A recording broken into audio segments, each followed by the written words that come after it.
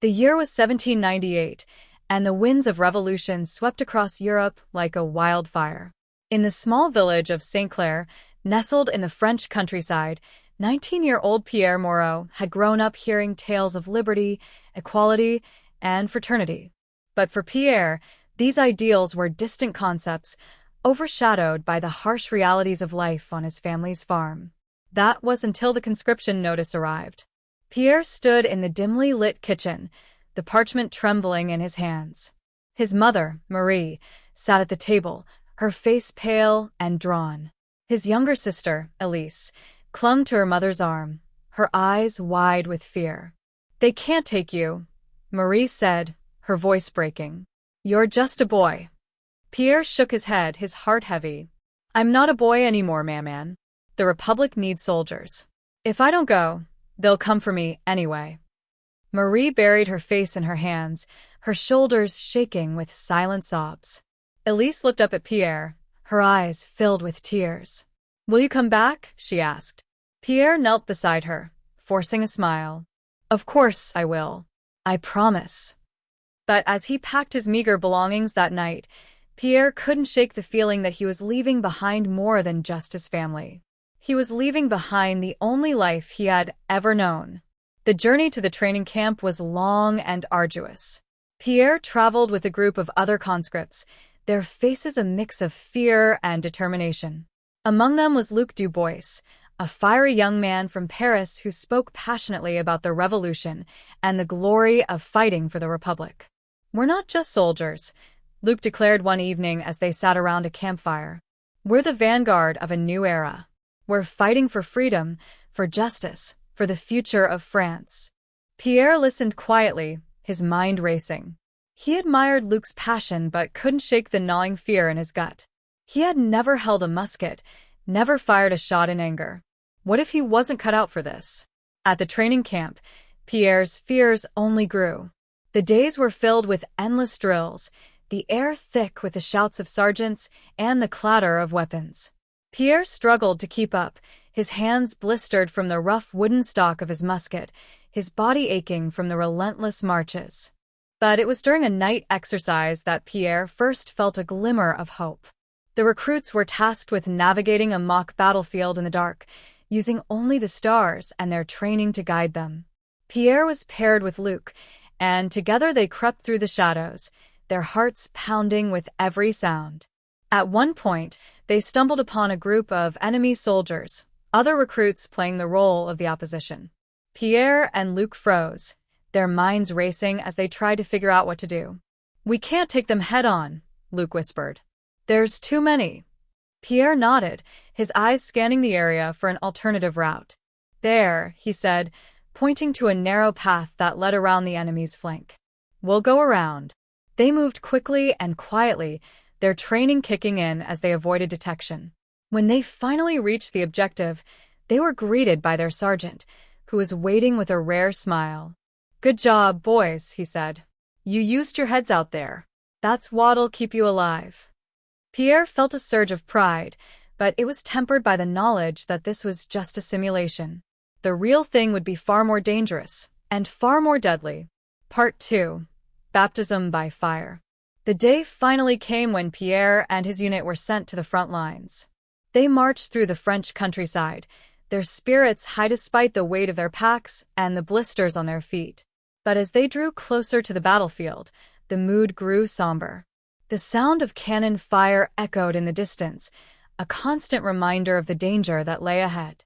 Pierre's heart pounded in his chest, his hands gripping his musket so tightly his knuckles turned white. "Remember your training," their sergeant shouted as they approached the battlefield. "Stick together, watch your flanks, and don't stop moving." Pierre nodded, his mouth dry. He glanced at Luc, who gave him a reassuring nod. They were in this together no matter what. When they finally reached the battlefield, the scene was one of chaos and carnage. The air was thick with smoke and the acrid smell of gunpowder. The ground was littered with the bodies of fallen soldiers, their uniforms stained with blood. Pierre's stomach churned, but he forced himself to focus. "Form up," their sergeant shouted, his voice barely audible over the din of battle. Pierre and his unit moved into position, their muskets at the ready. The enemy was advancing, their ranks a sea of blue and white uniforms. Pierre's heart raced as he raised his musket, his finger trembling on the trigger. Fire! The volley of shots rang out, the sound deafening. Pierre's musket kicked against his shoulder, the recoil jolting him back.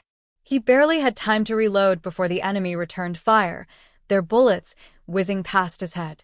"Hold the line," their sergeant shouted, his voice hoarse. "Don't let them break through." Pierre fought with everything he had, his body moving on instinct. He fired, reloaded, and fired again, his mind a blur of fear and adrenaline. Around him, men were falling, their cries of pain mingling with the roar of battle. At one point, Pierre saw Luc go down, a bullet tearing through his leg. Without thinking, Pierre dropped his musket and ran to his friend's side. "Luc," he shouted, his voice barely audible over the din. "Hold on." Luc grimaced, his face pale with pain. "Leave me, Pierre. You'll get yourself killed." Pierre shook his head, his jaw set with determination. "I'm not leaving you." With a strength he didn't know he had, Pierre hoisted Luc onto his shoulders and carried him to safety. The journey was agonizing, every step a battle against exhaustion and fear. But Pierre refused to give up. When they finally reached the medical tent, Pierre collapsed beside Luc, his body trembling with exhaustion. Luc looked up at him, his eyes filled with gratitude. "You saved my life," Luc said, his voice weak but sincere. Pierre nodded, too exhausted to speak. But as he looked around at the chaos of the battlefield, he couldn't shake the feeling that this was only the beginning. Part 3. The Cost of War. The days turned into weeks, and the weeks into months. Pierre and his unit fought in countless battles, each one more brutal than the last. They marched through mud and rain, their uniforms tattered and their bodies weary. But through it all, they clung to the bonds of brotherhood that had formed between them. One night, as they sat around a campfire, Pierre found himself thinking of home. He thought of his mother and sister, of the farm he had left behind. He wondered if they were safe, if they were thinking of him. "Do you ever wonder if it's worth it?" Pierre asked, his voice barely above a whisper. Luc looked up from the fire, his eyes reflecting the flames. "What do you mean?" "All of this," Pierre said, gesturing to the battlefield around them. "The fighting, the dying. Is it worth it?" Luc was silent for a long moment, his gaze fixed on the fire. "I don't know," he admitted finally. "But I do know that we're fighting for something bigger than ourselves. For freedom, for the future. And that has to count for something." Pierre nodded, though he wasn't sure he believed it. The ideals of the revolution seemed distant now, overshadowed by the horrors of war. But he clung to Luc's words, hoping they would give him the strength to keep going. The final battle came on a cold, gray morning. The enemy had launched a massive assault, their forces overwhelming the French lines. Pierre and his unit fought valiantly, but they were outnumbered and outgunned. As the battle raged, Pierre found himself face to face with an enemy soldier. The man was young, no older than Pierre himself, his eyes wide with fear. For a moment, they stared at each other, their muskets raised. Then, with a cry, the enemy soldier charged. Pierre fired, the shot ringing out in the chaos. The soldier fell, his body crumpling to the ground. Pierre stood there, his breath coming in ragged gasps. He had killed a man, a boy, really. The weight of it hit him like a punch to the gut, and he fell to his knees, his hands trembling. "Pierre," Luc's voice cut through the chaos, pulling him back to reality. "We have to move." Pierre nodded, forcing himself to his feet. He grabbed his musket and followed Luc, his mind a whirlwind of guilt and fear. When the battle finally ended, the French forces emerged victorious. But the cost had been high.